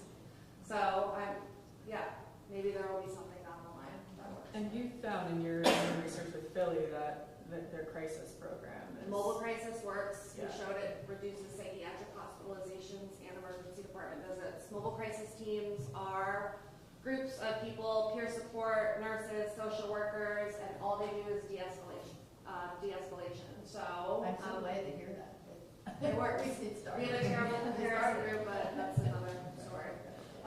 So we're trying to publish that paper right now. We're trying to find sustainable funding. That's why I said we need to pass a 988 tax now. So 911 is funded by a small tax on cell phones. 988, the suicide hotline, it's more than a suicide hotline though. It's a crisis hotline. You can call for anything. It also needs sustainable funding through an even smaller 988 tax. Some states have passed this, Pennsylvania has not. So let's make it happen. Louis? I would say hope for me is derived out of, first of all, a community of people consistently. Quiet people whose names you will never know. I didn't know Danielle. I didn't know Molly. I didn't know Joan. I didn't know anybody in this room who spoke. And yet this stuff is always happening. Right? It's always happening. There are people doing these things. I didn't know about your cause, and I'm not too far away. So that community of people we're not all going to be holding up cameras, taking selfies the whole time along the way. But I've worked with a case manager who's done it for 40 years, social workers who've done it for 30 plus, nurses who've done it for decades. We'll never know their names. They're not doing it to be known. But they're still doing it every day. And the pay has decreased and the appreciation has lessened. And oftentimes the dangers of the workplace environment have increased. And yet they keep showing up. And when I do crisis de-escalation simulations at York College, I see tons of nursing students getting ready to go into the field themselves. More on the way. So it's unsung. But it's also then the hope of the mental health community and the people who have recovered. And personally, it's understanding at this point, I don't have a choice whether or not I have this illness. I'll be honest. I'm in recovery, but I suffer greatly, whether it looks like it or not. Cognitively, I don't like what I think. I now have neuromuscular issues. I have an enlarged heart. The more I figured out how to manage myself behaviorally, the more things have manifested physically. Liver, kidney, I've had ECT, I've had all these things. But I still realize that as long as I draw breath, that I am allowed to make certain choices that no one can stop me from making. And through decades of therapy, I've also learned that I can pat myself on the back and tell myself, great job, you never would have been able to do that 5 years ago. I drove myself, my wife had our baby, my first child, early, and I had to drive myself here for the first time. She's always driven me everywhere. And I drove myself here. And then I was going to take an Uber from the hotel to here. And I decided I was going to chance it. And I drove through the city and I got lost and I almost got in 3 accidents. I'm serious. I had to take my medication early. But I did it. I did it. And I wouldn't have been able to do it. I was on disability for 3 years. I was in bed for a year before I got disability. I then lost disability because I was volunteering more than they thought I should. There's tons of people who have perceptions about your level of health and your level of wellness. But when you start to accept that you have no control over that and forge your own path and meet other people doing that and join forces with them, you can really make things happen. The reality is, I do not believe mental illness is taken seriously enough still, which means I don't believe recovery is taken seriously enough still, but I know that I take it very seriously. And because of that, I have grown and I have improved. It doesn't mean I've necessarily eased my suffering or rid myself of what I suffer from. It is chronic.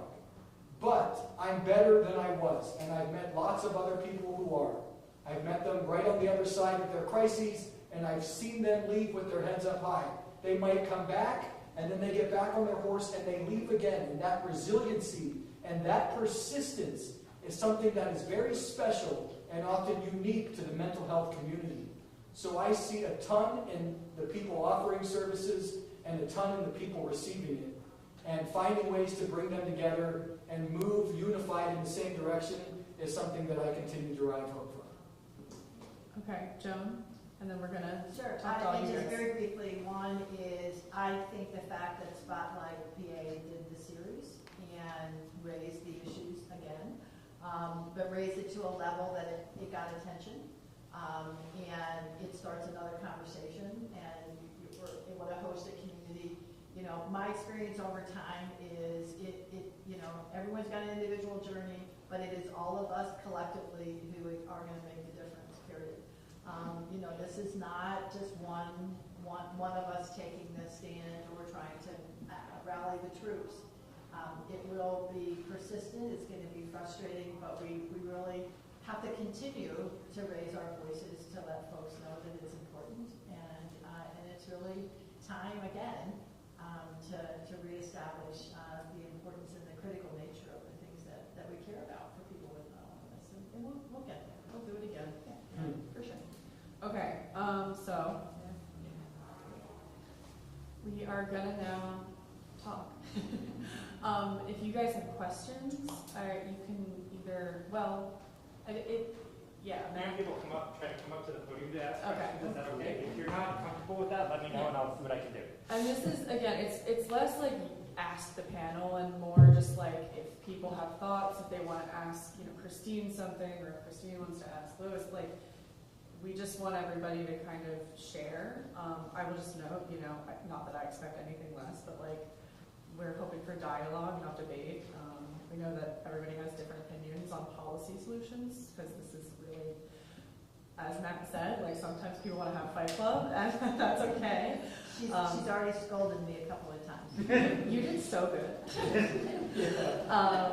But I think that everybody here is kind of aligned and just wanting to share perspectives and ideas and move forward together. So with that, who would like to talk?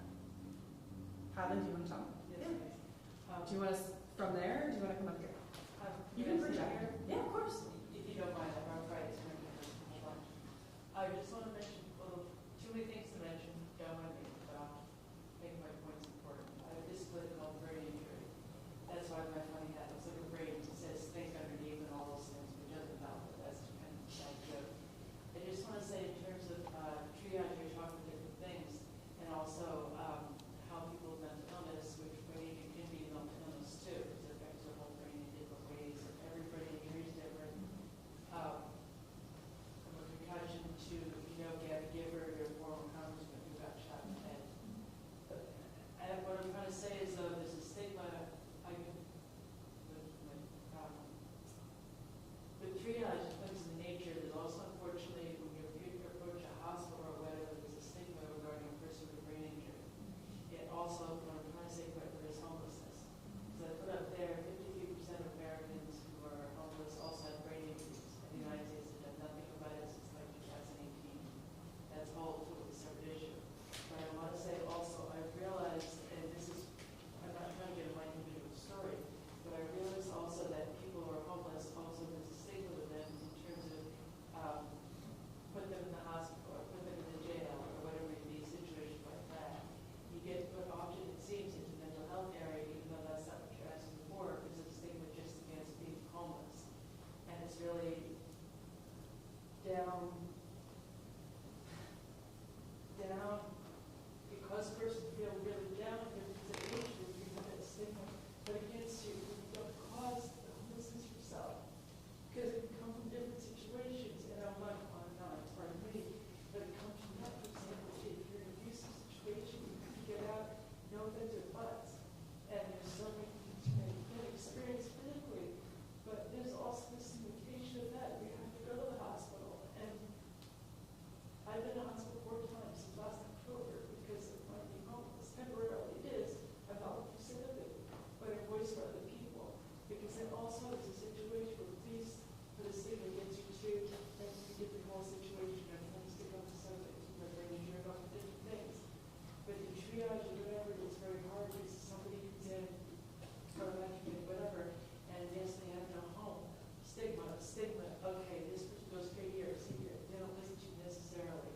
And unfortunately, that has to do with placement situation, but that's, again, a totally separate issue.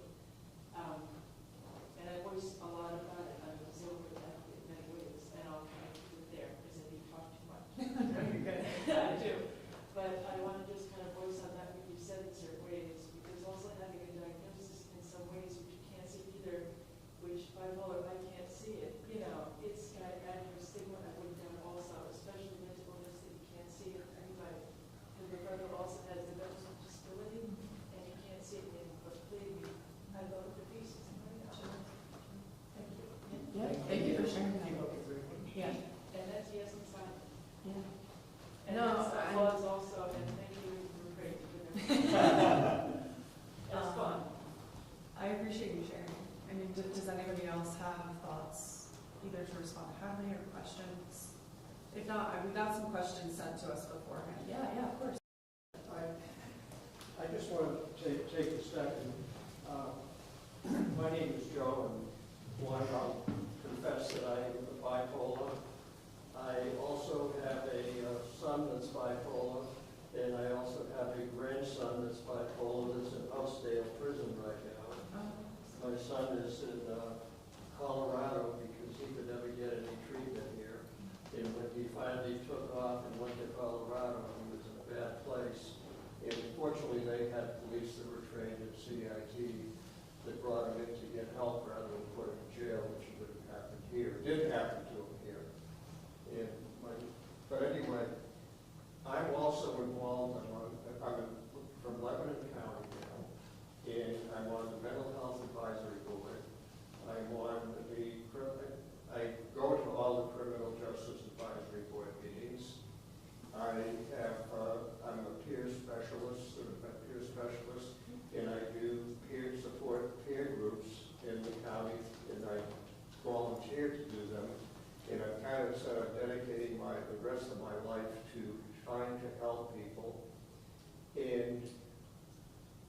about 3 other groups and organizations that I belong to, 3, 4, 5 more. But anyway, I've tried to push CIT in our county. I've talked about it. I've said, you know, there's a grant out there, you can get this. Boom. You know, so one of my big questions is, we're talking about what the state does, and that's all I hear all the time.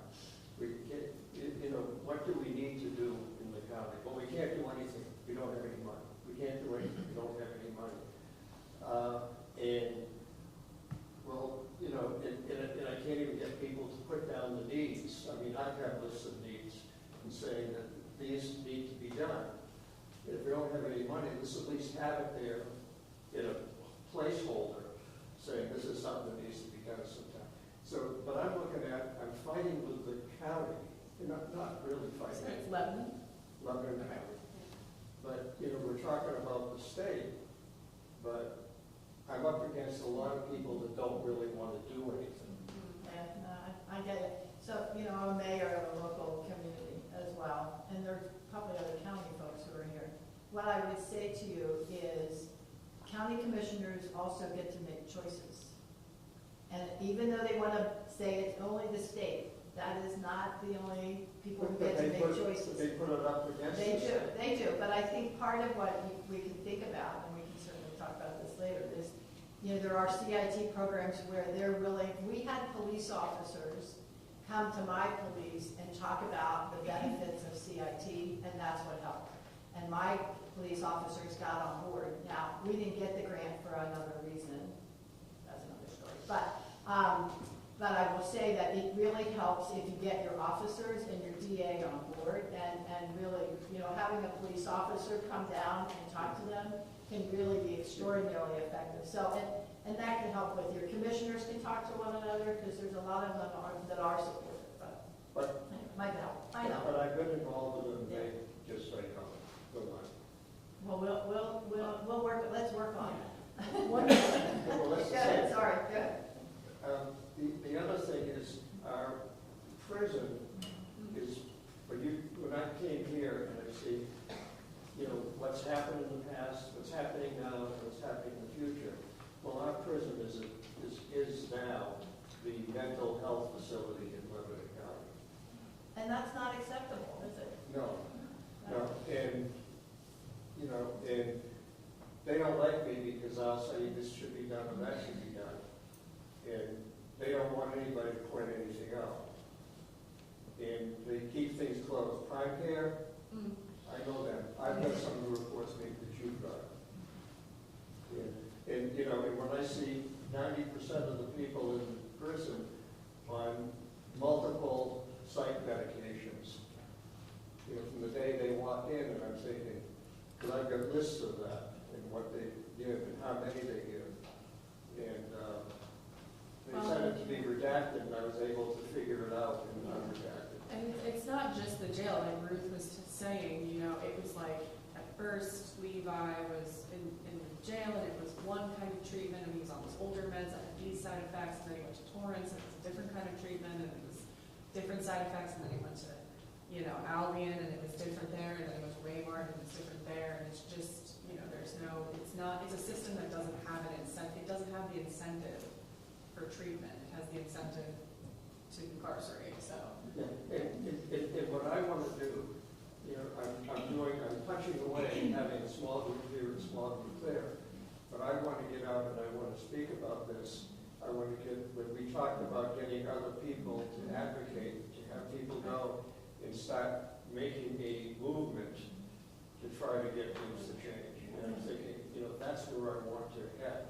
Well, thank you so much. Is there anybody else that wants to share? Yeah, Or, no, you're fine, I just, We had a table meeting together once, you and I. What's that? We met once. You, me, and I believe Rachel. We sat at a dinner table, or at her dinner table. Yes. Yes. It was good. Just wanted to say good to see you. It's just later. Yes. yeah. Hi. One thing that I did not hear, and I'm curious about, what about the accountability of the psychiatrists? I know I'm opening up a can of worms at the very end of this. No, you're good. However, not till I.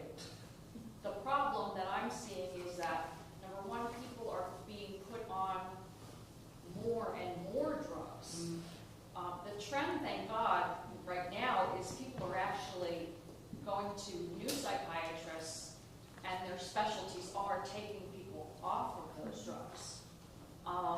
So that's question one.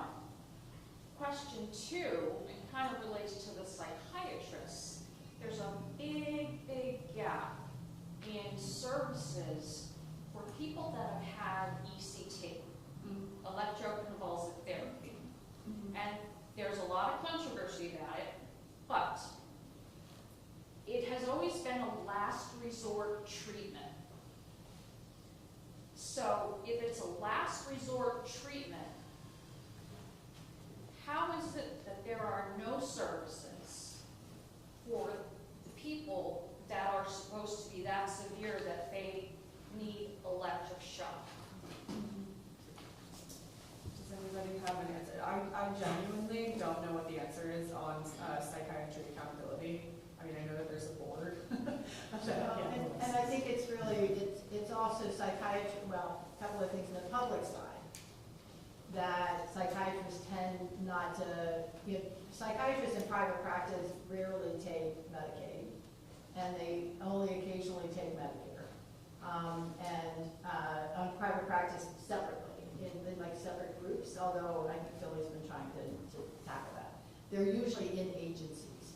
So the accountability should also be at the agency level, so the execs of the agency, so like Scranton Counseling Center, if you have psychiatrists and they are not being accountable to the people they are serving, they should be, the CEO of that organization should be contacted and a complaint filed, or a complaint filed with the managed care company, the Medicaid program. So that's one avenue.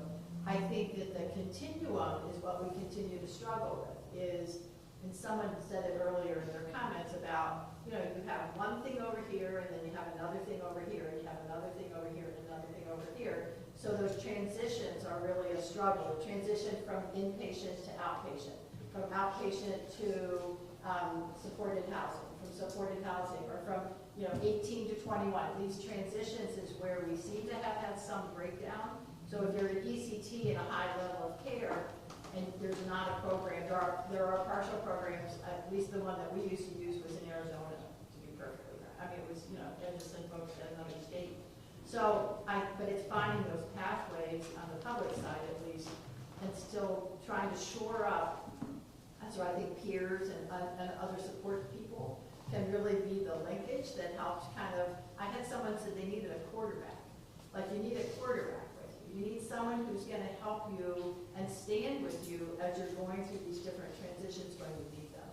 And we really have struggled with that over the recent years, with trying to get folks from one place to the next place with the kind of support they need in order to stay, healthy. And it's definitely some breakdown in that, I think. Thank you. The continuum of care, that's what we're missing. There's no continuum of care. I did just want to point out that I have great insurance. My son has had both private and he has had Medicaid his entire since age 7. There have been times where we were encouraged to drop private because It's like everybody I talk to. things are actually more available if he doesn't have private insurance. And I would also like to point out that the cherry picking on with the private physicians, private psychiatrists, even if you can afford it, don't want to deal with those SMI diagnoses. They want to deal with depression and anxiety. And again, not that those people don't deserve help, because they absolutely do. But there's no place left. As someone who has generalized anxiety stemming from PTSD, we're fine. Like, you know what I mean? Like, I'm fine. No offense, None taken. Can I add one thing? Yeah. Sorry.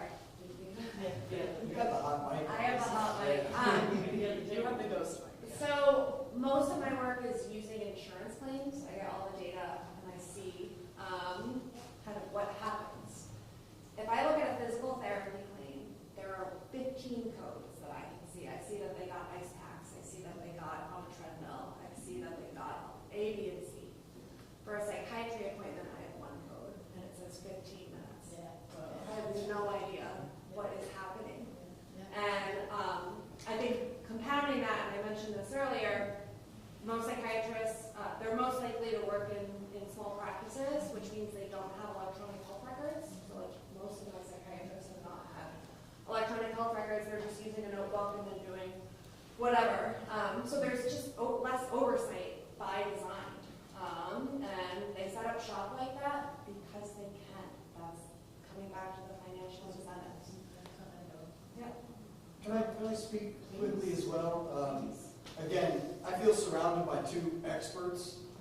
So I would like to say we learned in peer support training to be experts at not being experts, which means that I'm going to learn about you from you.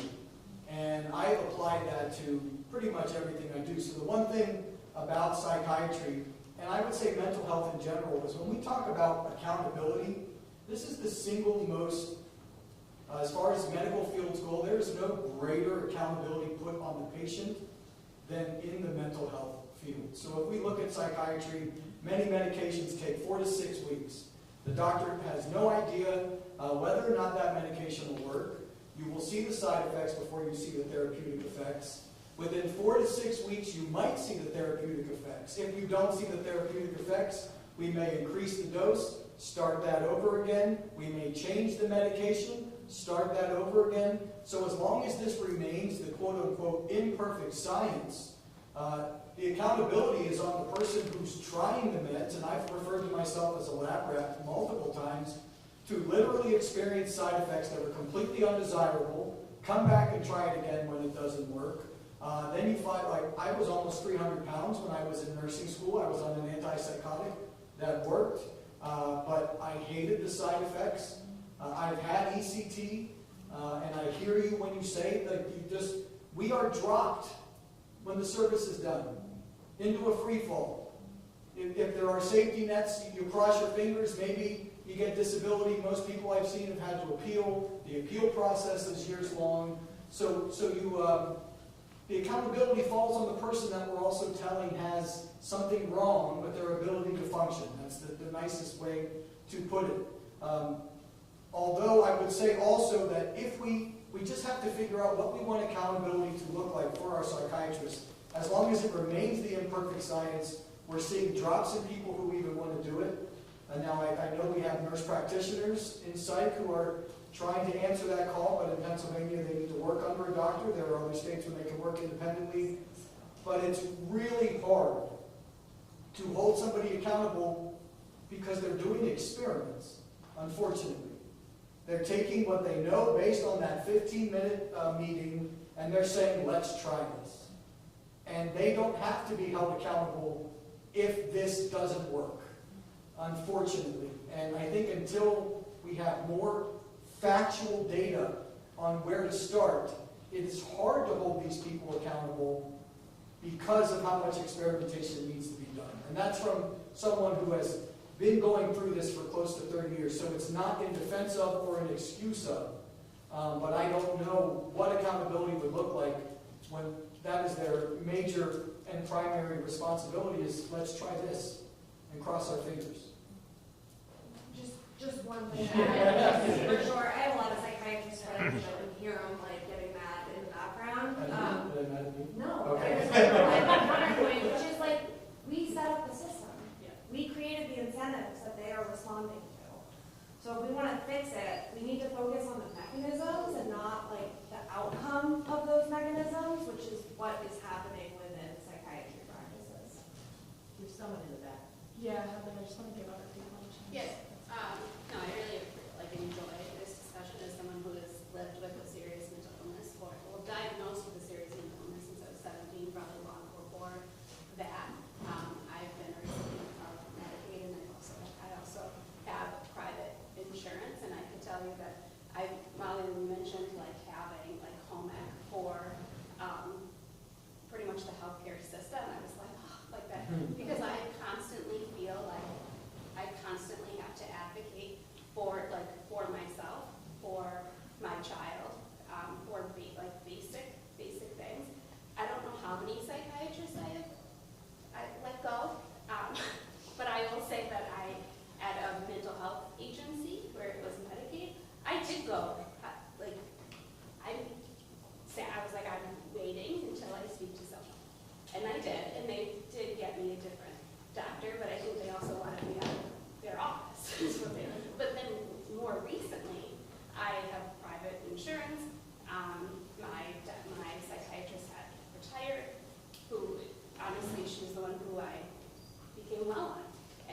with her for 10 plus years. So it was a very, very big transition. Went to a totally